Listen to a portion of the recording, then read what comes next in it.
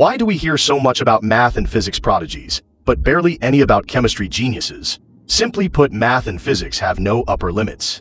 Chemistry, though, not only has an upper limit, it was basically set by Mendeleev over 100 years ago. At just 35, he created the world's first periodic table of elements. Back then, only 63 elements were known. Yet, he boldly corrected the atomic weights of several elements. He even predicted the existence and properties of 11 unknown elements. This influenced generations of chemists. Later, every one of those predicted elements was confirmed. Filling in each blank basically earned someone a Nobel Prize in chemistry. His masterpiece, Principles of Chemistry, was universally recognized as the standard textbook in the global chemistry community. It was reprinted 8 times over the years. And if math and physics rely purely on talent, being a chemistry genius also needs luck and a tough constitution to become a chemistry master. First, you need to be brave and resilient. Luck is absolutely essential. Otherwise, you might die in the lab before you even make it big. For example, when hydrofluoric acid was first invented, everyone who tried to store it died before finding a suitable container. After all, flasks don't argue. They just blow up. Take Alfred Nobel. In 1864, his lab in Stockholm, Sweden, exploded. 5 assistants were killed, including his own brother. His father was also paralyzed by the explosion.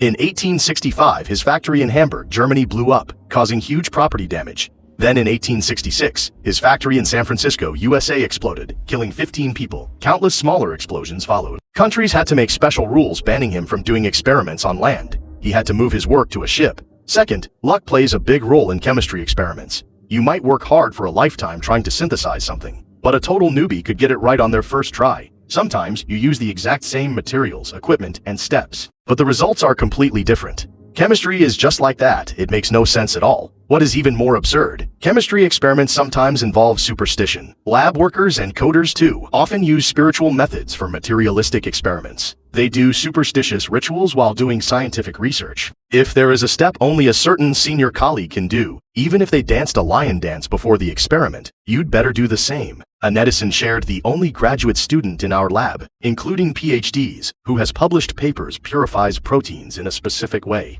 Do all future juniors have to kneel? Well, the seniors definitely make them. Besides, a math or physics prodigy might be the pride of their school or even their whole city, but a chemistry genius is often the first to be targeted by the police.